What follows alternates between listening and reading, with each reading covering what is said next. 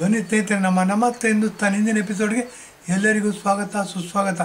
ನೋಡಿ, ಕಳೆದ 2-3 ದಿವಸದಿಂದ ಬಹಳ ದೊಡ್ಡ ರಾಜಕೀಯ ನ್ಯೂಸು ಏನು ಅಂತಂದರೆ, ಧರ್ಮಸ್ಥಳದಲ್ಲಿ ಅನೇಕ ಶವಗಳನ್ನ ಹೂತಿಟ್ಟಿದ್ರಂತೆ. ಅದು 1, 2, 3, 4, 5 ಅಂತ 13ನೇ ಪಾಯಿಂಟ್ವರೆಗೂ ಪಾಯಿಂಟ್ ಐಡೆಂಟಿಫೈ ಮಾಡಿದ್ದಾರೆ. ಅದು ಯಾರೋ ಮುಸುಕುಧಾರಿಯಂತೆ, ಅವನು ನಿಗೂಢ ವ್ಯಕ್ತಿಯಂತೆ. ಟಿ ವಿನಲ್ಲಿ ಇದೇ ಬರುತ್ತೆ. ಯಾಕೆ ಅವ್ರನ್ನ ಮುಸುಕುಧಾರಿ ಅಂತ ಕರೀತಾರೆ? ಅವನ ಹೆಸರನ್ನ ಯಾಕೆ ಡಿಕ್ಲೇರ್ ಮಾಡಲ್ಲ? 2ನೇ ದೂರದಾರ ಇದ್ದಾನೆ, ಅವನ್ನ ಜಯಂತ್ ಅಂತ ಡಿಕ್ಲೇರ್ ಮಾಡಿದ್ದಾರೆ. ಜಯಂತ್ ಅಂತ ಹೇಳ್ತಾರೆ. ಅವನಿಗೂ ಸಹ ಸೂಕ್ತವಾದ ಪೊಲೀಸ್ ಭದ್ರತೆ ಕೊಟ್ಟಿದ್ದಾರೆ. ಇದೆಲ್ಲದರ ಹಿನ್ನೆಲೆ ವಿಶ್ಲೇಷಣೆ ಮಾಡಬೇಕು. ಆವಾಗ ಇದೊಂದು ಷಡ್ಯಂತ್ರ ಅನ್ನೋದು ನಮಗೆ ಗಮನಕ್ಕೆ ಬರುತ್ತದೆ. ಏನೇ ಷಡ್ಯಂತ್ರ ಅಂತಂದರೆ, ನೋಡಿ, ಸನ್ಮಾನ್ಯ ಮುಖ್ಯಮಂತ್ರಿಗಳಿದ್ದಾರೆ ಸಿದ್ದರಾಮಯ್ಯನವರು, ಕಾಂಗ್ರೆಸ್ಸಿನ ಮುಖ್ಯಮಂತ್ರಿಯಾಗಿದ್ದಾರೆ. ಅವರು ಜನತಾದಳದಲ್ಲಿದ್ದು ದೇವೇಗೌಡರಿಗೆ ಶೆಡ್ ಹೊಡೆದು ಮತ್ತು ಪರಮೇಶ್ವರ್ ಅವ್ರನ್ನ ಸೋಲಿಸಿ ಕಾಂಗ್ರೆಸ್ಸಲ್ಲಿ ಒಂದು ಪದ್ಧತಿ ಇತ್ತು. ಯಾರು ಕರ್ನಾಟಕದ ಪ್ರದೇಶ ಕಾಂಗ್ರೆಸ್ ಕಮಿಟಿ ಅಧ್ಯಕ್ಷರಾಗಿರ್ತಾರೆ ಅವ್ರನ್ನ ಮುಖ್ಯಮಂತ್ರಿ ಆಗಿರ್ತಿದ್ರು. ಅವ್ರಿಗೆ ಟಾಂಗ್ ಕೊಟ್ಟು ಇವರು ಮುಖ್ಯಮಂತ್ರಿ ಆದರು. ಜನತಾದಳದಿಂದ ಹೋದವ್ರು ಮುಖ್ಯಮಂತ್ರಿ. ಅಷ್ಟರ ಮಟ್ಟಿಗೆ ಆಯಿತಾ ರಾಜಕೀಯ ಚಾಣಾಕ್ಷ, ತಂತ್ರ, ಕುತಂತ್ರ ಎಲ್ಲ ಮಾಡ್ತಾರೆ ಅಂತ ಹೇಳ್ಬೋದು. ಈ ಕುತಂತ್ರದ ಬುದ್ಧಿ ಎಲ್ಲಿಗೆ ಹೋಗುತ್ತೆ ಅಂತಂದರೆ, ಒಂದು ಹಿನ್ನೆಲೆ ಹೇಳಬೇಕಾಗತ್ತೆ. ಇವರು ಧರ್ಮಸ್ಥಳಕ್ಕೆ ಹೋಗಿದ್ದು ಹಿಂದೆ. ಧರ್ಮಸ್ಥಳಕ್ಕೆ ಹೋಗಿದ್ದಾಗ ಇವರೇ ಡಿಕ್ಲೇರ್ ಮಾಡಿದ್ರು, ನಾನು ಮೀನು ತಿನ್ಕೊಂಡು ಹೋಗಿದ್ದೆ ಅಂತಂದ್ಬಿಟ್ಟು. ನೋಡಿ, ನಾವು ಧರ್ಮಸ್ಥಳಕ್ಕೆ ಹೋಗ್ತೀವಿ ಅಂತಂದರೆ ಉಪವಾಸ ಇರ್ತೀವಿ, ತಣ್ಣೀರಲ್ಲಿ ಸ್ನಾನ ಮಾಡ್ತೀವಿ, ಹೀಗೆ ಅನೇಕ ವೃತ್ತಗಳನ್ನ ಆಚರಿಸ್ಕೊಂಡು ಹೋಗ್ತೀವಿ. ನಾವು ಅನೇಕ ಕಠಿಣವಾದ ವೃತ್ತಗಳು, ದೈಹಿಕ ದಂಡನೆ ಕೊಟ್ಬಿಟ್ಟು ಹೋಗ್ತೀವಿ.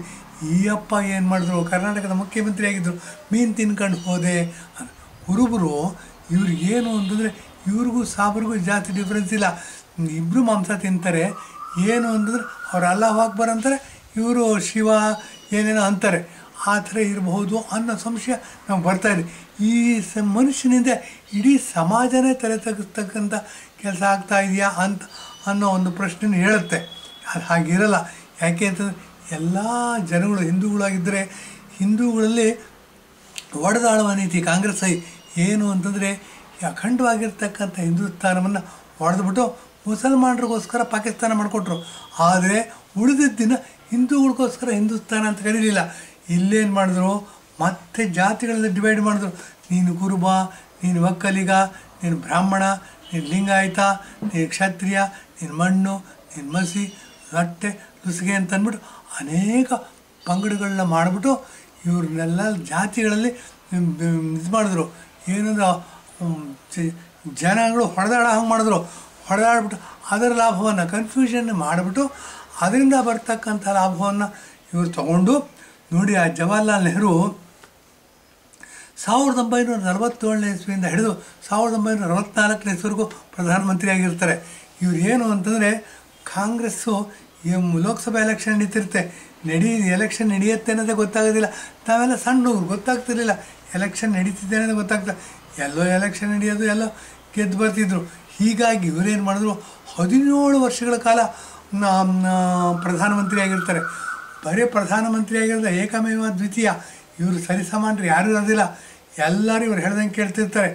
ಏನು ಅಂತಂದರೆ, ಕಾಂಗ್ರೆಸ್ನವ್ರು ಹುಟ್ಟಿದ ಅಧಿಕಾರ ಮಾಡೋದಕ್ಕೆ ಇನ್ನು ಮಿಕ್ಕವರೆಲ್ಲ ಚೀತದಾಳುಗಳು ಅಂತ ಒಂದು ಒಮ್ಮತಕ್ಕೆ ಬಂದಿದೆ.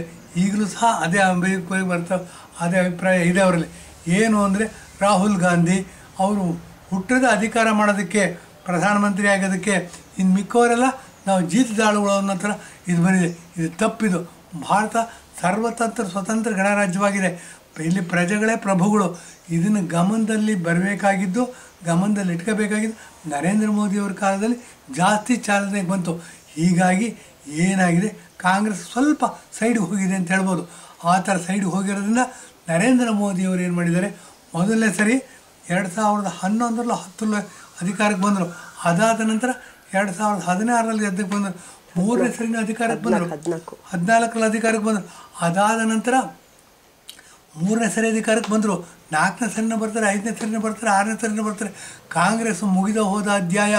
ಹೇಗೆ ನೀರು ಹಿಂದಕ್ಕೆ ಹರಿಯೋದಿಲ್ಲ, ಮೇಲೆ ಕರೆಯೋದಿಲ್ಲ, ಹಾಗೆ ಕಾಂಗ್ರೆಸ್ನವ್ರು ಮತ್ತೆ ಅಧಿಕಾರಕ್ಕೆ ಬರೋದಿಲ್ಲ. ಇದನ್ನು ಅವ್ರಿಗೆ ಗೊತ್ತಾಗ್ಬಿಟ್ಟಿದೆ. ಹಾಗಾಗಿ ಇಲ್ಲಿ ಸಲ್ಲದ ಆಟಗಳನ್ನ ಹಾಕ್ತಾರೆ.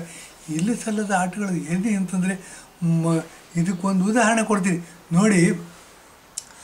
ಬೆಂಗಳೂರಿನಲ್ಲಿ ಒಂದು ಎಲೆಕ್ಷನ್ ನಡೆಯುತ್ತೆ. ಬೆಂಗಳೂರು ಅಂದ ತಕ್ಷಣ ಕರ್ನಾಟಕದ ರಾಜಧಾನಿ. ಕರ್ನಾಟಕದಲ್ಲಿ ಕಾಂಗ್ರೆಸ್ ಆಡಳಿತ ಮಾಡ್ತಾಯಿದೆ. ಕಾಂಗ್ರೆಸ್ ಆಡಳಿತ ಮಾಡ್ತಾಯಿದ್ರೆ ತಂತ್ರ ಕುತಂತ್ರದಲ್ಲಿ ಮಾಸ್ಟರ್ಸ್ ಡಿಗ್ರಿ ತಗೊಂಡಿರ್ತಕ್ಕಂಥ ಸಿದ್ದರಾಮಯ್ಯನವರು ನಾನೇ 2.5 ವರ್ಷ ಮುಖ್ಯಮಂತ್ರಿ ಆಗಿರ್ತಾರೆ ಅವರು.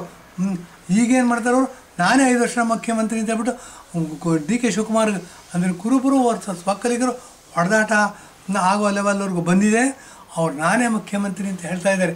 ಹೀಗಾಗಿ ಕರ್ನಾಟಕದಲ್ಲಿ ಕುರುಬರು ವರ್ಸಸ್ ಒಕ್ಕಲಿಗರು ದೊಡ್ಡ ಯುದ್ಧ ಆಗುತ್ತೆ ಅಥವಾ ಮುಸುಕಿನ ಯುದ್ಧ ಆಗ್ಬೋದು. ಇವರೇನು ಮಾಡ್ತಾರೆ, ಈ ಥರ ಆಟಗಳನ್ನ ಹಾಕೋತಾ ತಂತ್ರ ಪ್ರತಿತಂತ್ರ ಮಾಡ್ಕೊಂಡು 5 ವರ್ಷ ನಾನೇ ಮುಖ್ಯಮಂತ್ರಿ ಆಗಬೇಕು ಅಂತ ಹೊರಟಿದ್ದಾರೆ. ಇವರು ಧರ್ಮಸ್ಥಳಕ್ಕೆ ಹೋಗಿ ಬಂದರು ಸಿದ್ದರಾಮಯ್ಯನವರು ಹೋಗಿ ಬಂದರೆ ನಾ ಮೀನು ತಿನ್ಕೊಂಡು ಹೋಗಿದ್ದೆ, ಆಯ್ತಪ್ಪ ಮೀನು ತಿನ್ಕೊಂಡು ಅದನ್ನ ಯಾಕೆ ಡಿಕ್ಲೇರ್ ಮಾಡ್ತೀಯಾ, ಮುಂದಿನ ಜನ್ಮ ಅನ್ನೋದಿದ್ದರೆ ನಾನು ಮುಸಲ್ಮಾನ ಹುಟ್ಟಬೇಕು ಅದನ್ನು ಹೇಳ್ತಾರೆ. ಇವರು ಎಷ್ಟರ ಮಟ್ಟಿಗೆ ಹಿಂದೂ ಅನ್ನೋ ಪ್ರಶ್ನೆ ನಮ್ಮಲ್ಲಿ ಹೇಳುತ್ತೆ. ಈ ಥರ ಎದ್ದಾಗ ನೋಡಿ, ಇಲ್ಲಿ ಒಂದು ಪ್ರಶ್ನೆ ನಮ್ಮಲ್ಲಿ ಹೇಳುತ್ತೆ, ಯಾರು ಜಾಸ್ತಿ ಹಿಂದೂ ವಿರೋಧಿ? ಮುಂಚೆಯಿಂದನೂ ಮುಸಲ್ಮಾನರಾಗಿದ್ದವರು ಹಿಂದೂ ವಿರೋಧಿಗಳ, ಅಥವಾ ಹಿಂದೂ ಇದ್ದವರು ಮುಸಲ್ಮಾನ ಆಗ್ತಾರೆ, ಅವರು ಜಾಸ್ತಿ ಹಿಂದೂ ವಿರೋಧಿ ಆಗ್ತಾರೆ ಅಂತಂದಾಗ ನಮಗೆ ಎರಡನೇದು ಸಿದ್ದರಾಮಯ್ಯನವರು ಹಿಂದೂ ವಿರೋಧಿ. ಏನು ಅಂತಂದರೆ ಇದಕ್ಕೆ ಪೂರಕವಾಗಿ ಅನೇಕ ಸಾಕ್ಷಿಗಳು ಸಿಗುತ್ತೆ ನೋಡಿ. ಶಿವಮೊಗ್ಗ ಮತ್ತು ಮಲೆನಾಡಲ್ಲಿ ಅನೇಕ ಹಿಂದೂಗಳು ಕೊಲೆ ಆಗುತ್ತೆ, ಅದೆಲ್ಲ ಮುಚ್ಚಿ ಹೋಗುತ್ತೆ. ಯಾಕೆ ಅಂತಂದರೆ ಸಿದ್ದರಾಮಯ್ಯನವರು ಮುಖ್ಯಮಂತ್ರಿ ಆಗಿರ್ತಾರೆ ಮತ್ತು ಪೊಲೀಸ್ ಡಿಪಾರ್ಟ್ಮೆಂಟೆಲ್ಲ ಇವ್ರ ಕೈ ಕೆಳಗಿದೆ. ಹಾಗಾಗಿ ಏನಾಗುತ್ತೆ, ಎಲ್ಲ ಕೇಸುಗಳ ತನಿಖೆನೂ ಹಳ್ಳ ಹತ್ತುತ್ತೆ. ಇದು ಗಮನದಲ್ಲಿಟ್ಕೋಬೇಕಾಗಿರೋ ವಿಷಯ. ಹಿಂದೂ ವಿರೋಧಿ ಅಂತಂದರೆ ಮುಸಲ್ಮಾನರಲ್ಲ ರೀ, ನಮ್ಮ ಯಾರು ಹಿಂದೂಗಳು ಇದ್ದು ಮುಸಲ್ಮಾನರಾಗ್ತಾರೆ ಅಥವಾ ಯಾರು ಮುಸಲ್ಮಾನರಾಗಬೇಕು ಅಂತ ಇಷ್ಟಪಡ್ತಾರೆ. ಸಿದ್ದರಾಮಯ್ಯನವರ ಕ್ಯಾಬಿನೆಟಲ್ಲಿ ದಿನೇಶ್ ಗುಂಡೂರಾವ್ ಅಂತಿದ್ದಾರೆ, ಅವ್ರು ಮದುವೆ ಆಗಿರೋದು ಮುಸ್ಲಿಮ್ ಅಂತೆ. ನೋಡಿ, ಇವ್ರನ್ನೆಲ್ಲ ಭಾಳ ಎಚ್ಚರಿಕೆಯಿಂದ ಹ್ಯಾಂಡಲ್ ಮಾಡಬೇಕು. ಅವ್ರಿಗೆ ಏನಾಗುತ್ತೆ, ಕೋತಿಗೆ ಹೆಂಡ ಕುಡ್ದಂಗೆ ಅಂತ ಚಾರ್ಲ್ಸ್ ಡಾರ್ವಿನ್ ಹೇಳ್ತಾರೆ. ಡಾರ್ವಿನಿನ ಥಿಯರಿ ಆಫ್ ಎವಲ್ಯೂಷನ್ ಅಂತ, ಅಂದರೆ ಡಾರ್ವಿನಿನ ವಿಕಾಸವಾದ. ಮನುಷ್ಯ ಮಂಗನಿಂದ ಆದಂತೆ.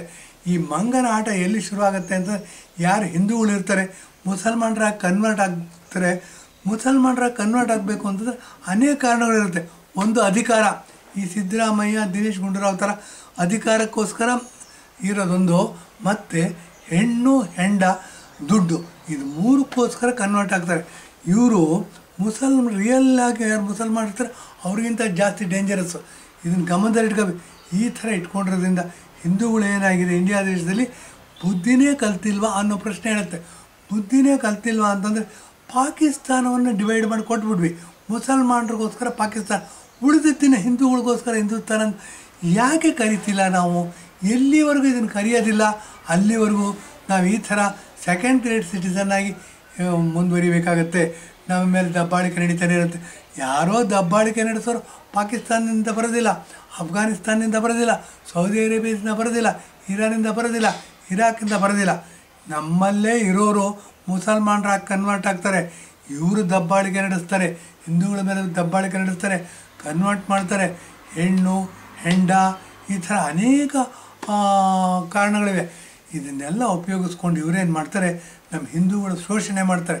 ಇದಕ್ಕೆಲ್ಲ ಬ್ರೇಕ್ ಹಾಕಬೇಕು ಅಂತಂದರೆ ಅಪ್ಪಟವಾಗಿರ್ತಕ್ಕಂಥ ನಮ್ಮ ಹಿಂದೂಸ್ತಾನಕ್ಕೋಸ್ಕರ ಇರ್ತಕ್ಕಂಥ ಲ್ಯಾಂಡ್ ಇದು ಹಿಂದೂಗಳಿಗೋಸ್ಕರ ಇರ್ತಕ್ಕಂಥ ಲ್ಯಾಂಡ್ ಹಿಂದೂಸ್ತಾನ. ಇಲ್ಲಿ ನಮ್ಮದೇ ರಾಜ್ಯ ಸ್ಥಾಪಿತ ಆಗಬೇಕು. ಇದು ಸೆಕ್ಯುಲರ್ ಸ್ಟೇಟ್ ಅಲ್ಲ, ನಾವು ಹಿಂದೂಗಳ ಇರ್ತಕ್ಕಂಥ ಸ್ಟೇಟು. ಯಾರು ಮುಸಲ್ಮಾನರಾಗಿದ್ದಾರೆ ಅವರೆಲ್ಲ ಒಂದಾನೊಂದು ಕಾಲದಲ್ಲಿ ಇಲ್ಲಿ ಹಿಂದೂಗಳಾಗಿದ್ದವರೆ. ಯಾವುದೋ ಟಿಪ್ಪು ಸುಲ್ತಾನ್ ಕಾಲ ಅಂತೆ, ಔರಂಗಜೇಬನ ಕಾಲ ಅಂತೆ, ಹೀಗೆ ಅನೇಕ ಕಾರಣಗಳಿಂದ ಇವರು ಮುಸಲ್ಮಾನರಾಗಿದ್ದಾರೆ. ಅವ್ರನ್ನೆಲ್ಲ ವಾಪಸ್ ಹಿಂದೂಗಳ ಕನ್ವರ್ಟ್ ಮಾಡೋಣ, ಹಿಂದೂಸ್ತಾನ ಅಂತ ಪುನಃ ನಾಮಕರಣ ಮಾಡೋಣ. ಆವಾಗ ಏನಾಗುತ್ತೆ, ನಮ್ಮಲ್ಲಿ ಹೆಚ್ಚು ಸಮಸ್ಯೆನ ಎದುರಿಸ್ತಾ ಇದ್ದೀವಿ, ಅದು ಕಟ್ಟಾಗುತ್ತೆ.